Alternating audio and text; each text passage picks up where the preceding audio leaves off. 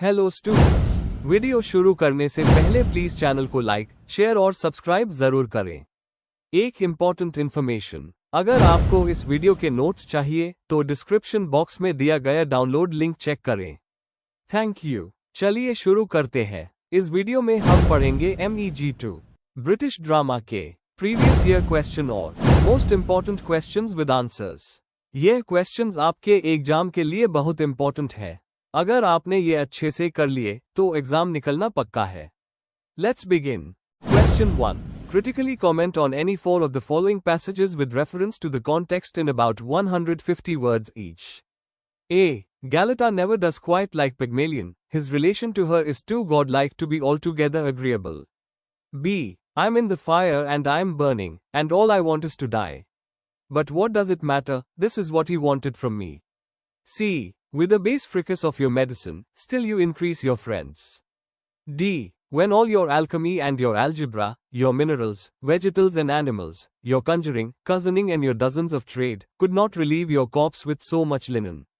A. Have you no modesty, no maiden shame, no touch of bashfulness? What, will you tear? Impatient answers from my gentle tongue? Question explanation. इस question में हमें दिए गए 5 passages में से किसी 4 पर कमेंट लिखना है। हर पैसेज का कॉन्टेक्स्ट, स्पीकर, सिचुएशन और इंपॉर्टेंस बतानी है। साथ ही प्ले के थीम और ड्रामेटिक मीनिंग से उसका कनेक्शन एक्सप्लेन करना है। आंसर। इंट्रोडक्शन। ब्रिटिश ड्रामा अलग अलग युगों में बदलता गया, एलिजाबेथन ट्रेजेडी से लेकर मॉडर्न रियलिस्टिक प्लेस तक। यह पैसेजेस UNHI प्लेस से लिए गए हैं जो अपने समय के सोशल और इमोशनल इश्यूज को दिखाते हैं।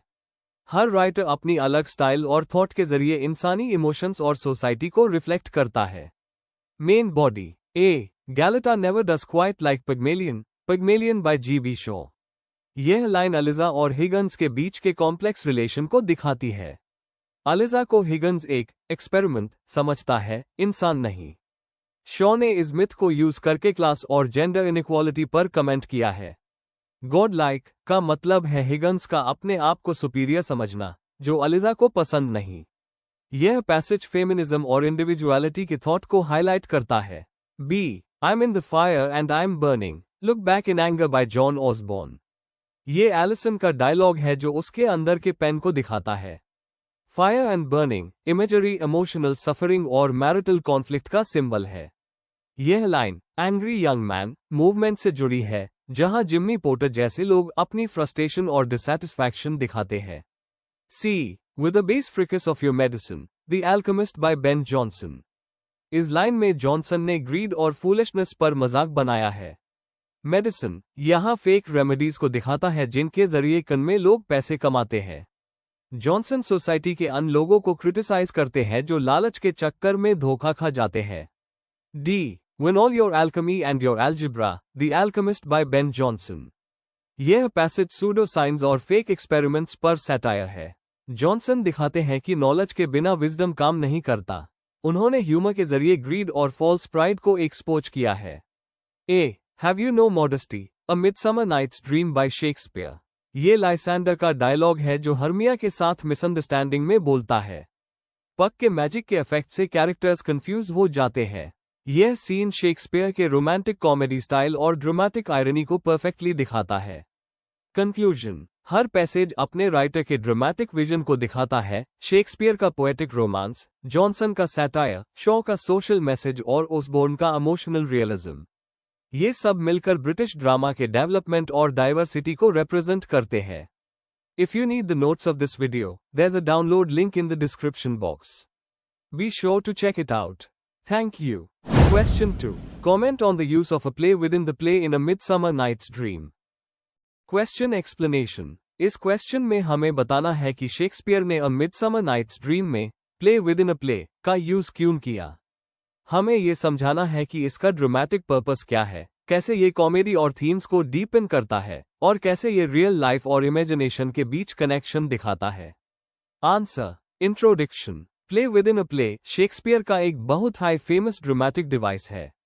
अ मिडसमर नाइट्स ड्रीम में ये हमें पिरामिस एंड दिसबी के फॉर्म में मिलता है, जो एक group of Athenian workers perform करते हैं। यह सीन सिर्फ कॉमेडी क्रिएट नहीं करता बल्कि प्ले के मेन थीम्स, लव, अल्यूजन और आर्ट को और गहरा बनाता है। शेक्सपियर ने इस डिवाइस के थ्रू ये दिखाया है कि थिएटर और लाइफ दोनों एक दूसरे का रिफ्लेक्शन है। Main body. 1. इनर प्ले का पर्पस और फंक्शन। पिरामिस एंड दिस बी का मैं काम है कॉमिक रिलीफ देना। लवर्स के कंफ्यूजन के बाद यह सीन ऑडियंस को हंसी और रिलैक्सेशन देता है।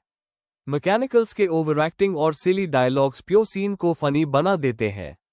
इसके साथ साथ ये लव के ट्रैजिक और फूलिश साइड को भी मिरर करता है। 2. लव और अल्यूजन के थीम्स का रिफ्लेक्शन। पिरामिस एंड दिस बी की स्टोरी एक पैरोडी है ट्रैजिक लव की, बिल्कुल वैसे ही जैसे मैं स्टोरी में लवर्स के मिसअंडरस्टैंडिंग्स है। शेक्सपियर ने नोबल लवर्स और मैकेनिकल्स के कॉमिक परफॉर्मेंस के बीच कॉन्ट्रास्ट दिखाया है। दोनों में एक ही बात कॉमन है, लव इंसान को फूलिश बना देता है। यह थीम अल्यूजन और रियलिटी के बीच के थिन लाइन को हाईलाइट करता है। 3. थिएटर और रियलिटी पर आर्टिस्टिक कॉमेंट्री। मैकेनिकल्स के परफॉर्मेंस के थ्रू शेक्सपियर ने आर्ट और थिएटर के नेचर पर कमेंट किया है। एक्टर्स का ऑडियंस को बताना कि लायन असली नहीं है, एक फनी सिचुएशन क्रिएट करता है जो थिएटर के नेचुरल लिमिटेशन दिखाता है। लेकिन यही इनोसेंस और क्रिएटिविटी आर्ट का एसेंस भी दिखाता है। ड्यूक और कोर्ट के रिएक्शंस अलग अलग ऑडियंस एटीट्यूड्स को रिप्रेजेंट करते हैं, कुछ लोग हेस्ट है, कुछ एंजॉय करते हैं। 4. स्ट्रक्चर और सिंबलिज्म। स्ट्रक्चरली यह इन अ प्ले पूरा ड्रामा एंड करता है जहां सब कैरेक्टर्स एक साथ आते हैं। ये पीस और हार्मनी को रिस्टोर करता है। सिंबॉलिकली यह ट्रांसफॉर्मेशन दिखाता है, ड्रीम से रियलिटी तक का जर्नी। शेक्सपियर यह मैसेज देता है कि जिंदगी भी एक स्टेज है जहां हम सब अपने रोल्स प्ले करते हैं। कंक्लूजन। पिरामिस एंड दिस बी सिर्फ एक कॉमेडी नहीं है बल्कि एक सिंबॉलिक मिरर है जो अ मिडसमर नाइट्स ड्रीम के कॉ थीम्स को रिफ्लेक्ट करता है। शेक्सपियर ने इसके जरिए बताया कि थिएटर और लाइफ दोनों में हाई अल्यूजन, लव और लॉटर हमेशा साथ साथ चलते हैं।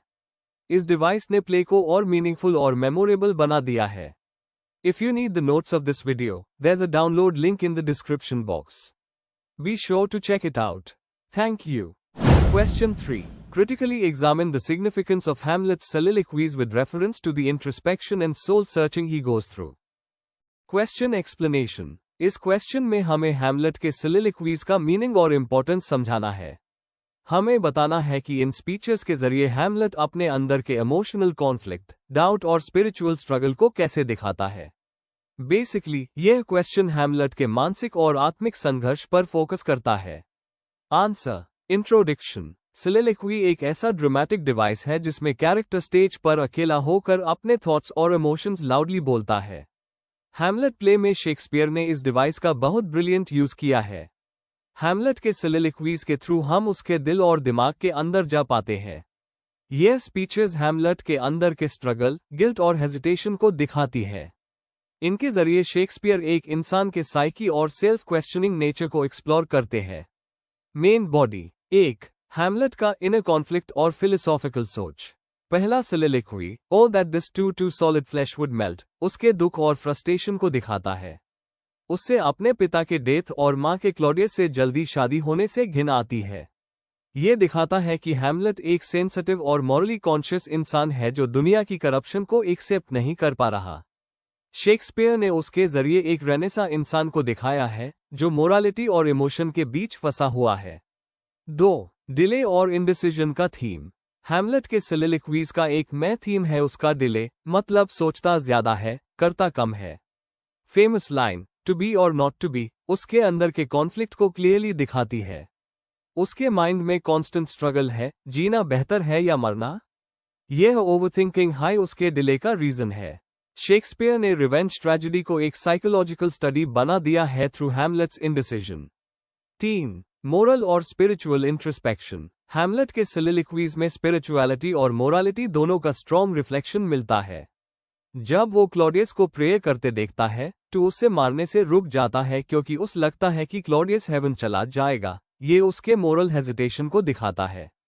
यह soliloquies रेनेसॉन्स के थॉट को रिप्रेजेंट करते हैं जहां इंसान अपनी मोरल जिम्मेदारी और फेथ के बीच स्ट्रगल करता है। 4. soliloquies के जरिए हैमलेट का डेवलपमेंट। हर soliloquy उसके कैरेक्टर डेवलपमेंट का स्टेज दिखाता है। शुरुआत में वो ग्रीफ और डिस्गस्ट में है। बीच में वो कंफ्यूजन और डाउट में फंसा है, अंत में वो पीस और एक्सेप्टेंस तक पहुंचता है, जैसे line there is a divinity that shapes our ends. ये प्रोग्रेशन दिखाता है कि हैमलेट एक कंफ्यूज्ड आदमी से एक मैच्योर और स्पिरिचुअली अवेयर इंसान बन जाता है। कंक्लूजन, हैमलेट के सिलिलिक्वीज उसके कैरेक्टर का सबसे इंपॉर्टेंट पार्ट है।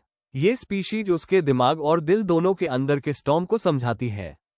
शेक्सपियर ने इनके थ्रू एक ह्यूमन माइंड का सबसे रियलिस्टिक पोर्ट्रेयल दिया है। इन सिलिलिक्वीज के बिना हैमलेट सिर्फ एक रिवेंज स्टोरी होती, पर इन्होंने यूज एक डीप फिलोसॉफिकल ट्रेजेडी बना दिया। If you need the notes of this video, there's a download link in the description box. Be sure to check it out. Thank you. Question 4. Pygmalion examines class and gender differences in a comical perspective. Discuss. Question explanation. इस question में हमें ये समझाना है कि George Bernard Shaw ने अपने play Pygmalion में क्लास और जेंडर के फर्क को कैसे दिखाया है, लेकिन एक कॉमेडी के अंदाज में। मतलब सीरियस टॉपिक होते हुए भी शो ने उससे फनी डायलॉग्स और सिचुएशंस के थ्रू सोसाइटी की बुराइयों को एक्सपोज किया है। Answer. Introduction. George Bernard Shaw का प्ले पिग्मेलियन 1913 एक सोशल कॉमेडी है जो ब्रिटिश सोसाइटी के क्लास और जेंडर के इश्यूज पर बेस्ड है। ये स्टोरी एक गरीब फ्लावर गर्ल अलीजा डूलिटल की ट्रांसफॉर्मेशन की है, जो प्रोफेसर हेनरी हिगन्स के मदद से एक सोफिस्टिकेटेड लेडी बन जाती है। शॉ ने इस सिंपल कहानी के जरिए सोसाइटी के नकली क्लास सिस्टम और वीमेन के इनइक्वालिटी को एक्सपोज किया है। उन्होंने सीरियस बातें भी कॉमेडी के फॉर्म में बताकर ऑडियंस को सोचने पर मजबूर कर दिया। Main body. 1. क्लास डिस्टिंक्शन और सोशल मोबिलिटी। अलीजा डूलिटल के कैरेक्टर के थ्रू शॉ ये दिखाते हैं कि सोसाइटी में क्लास का बेस सिर्फ बोली, बिहेवियर और कपड़े बन गया था। जब अलीजा अपनी स्पीच और ड्रेसिंग बदलती है तो लोग उससे तुरंत अपर क्लास समझने लगते हैं। कॉमेडी इसी कॉन्ट्रास्ट से पैदा होती है, एक सेम इंसान बस एक्सेंट चेंज करने से एलीट बन जाता है। शॉ ने यहां ब्रिटिश सोसाइटी के डबल स्टैंडर्ड्स और हिपोक्रेसी पर मजाक उड़ाया है। 2. जेंडर इनइक्वालिटी और वीमेन की पोजीशन। प्ले में वीमेन के डिपेंडेंट रोल को हाईलाइट किया गया है। उस टाइम के इंग्लैंड में लड़कियों का जीवन अक्सर मेन पर डिपेंड करता था। अलीजा एक ऐसी वुमन बनकर उभरती है जो अपनी डिग्निटी और फ्रीडम के लिए लड़ती है। हिगन्स उससे एक एक्सपेरिमेंट की तरह ट्रीट करता है, लेकिन अलीजा अपनी वैल्यू समझकर उसके अगेंस्ट खड़ी होती है। दोनों के बीच के फनी डायलॉग्स एक्चुअली एक पावर स्ट्रगल दिखाते हैं, जहां अलीजा एक इंडिपेंडेंट वुमन बन जाती है। 3. कॉमेडी के थ्रू सोशल क्रिटिसिज्म। शॉ ने कॉमेडी को एक वेपन की तरह यूज किया है ताकि सीरियस बात को हल्का लगते हुए भी डीप बना सके। अलीजा और हिगन्स के बीच के फनी सीन्स, जैसे उनका फिनेटिक्स प्रैक्टिस करना, ऑडियंस को एंटरटेन करते हैं लेकिन अंदर से एक सोशल मैसेज देते हैं।